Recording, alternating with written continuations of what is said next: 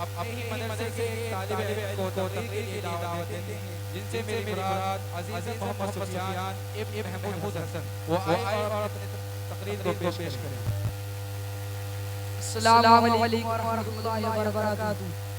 نحمده ونصلي على رسوله الكريم، اما بعد، اعوذ باللہ من الشیطان الرجیم، وما ارسلناک الا رحمۃ للعالمین۔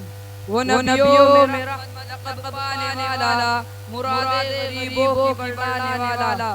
حضرات سامعین، آج سیرت النبی صلی اللہ علیہ وسلم میری تقریر کا موضوع ہے۔ امید ہے کہ میری باتوں کو غور سے سنیں گے۔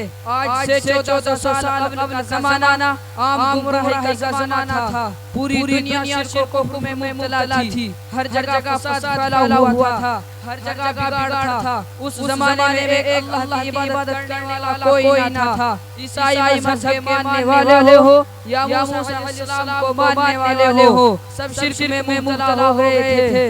عرب کے لوگ خاص کر سب سے زیادہ بری حالت میں تھے۔ پتھروں، درختوں، جانوروں کی پوجا کرتے تھے، مردار کھاتے تھے، شراب پیتے تھے، اور معمولی سی بات پر لڑائی جھگڑا کرتے تھے، ذرا سی بات پر جھگڑنے لگتے تھے۔ علامہ مالک فرماتے ہیں، کہیں آنے جانے کی باتوں پہ جھگڑا، کہیں پانی پینے پلانے پہ جھگڑا، اور کہتے ہیں قبیلے کا بت جدا تھا، کسی کا حب تھا، کسی کا صفا تھا۔ حضرات سامعین، ایسے حالات میں اللہ نے عرب پر رحم کیا اور محمد رسول اللہ صلی اللہ علیہ وسلم کو سارے جہاں کے لیے رحمت بنا کر بھیجا۔ حضور صلی اللہ علیہ وسلم کو اللہ نے قیامت تک کے لیے ساری دنیا کے لیے رسول بنا بھیجا تھا۔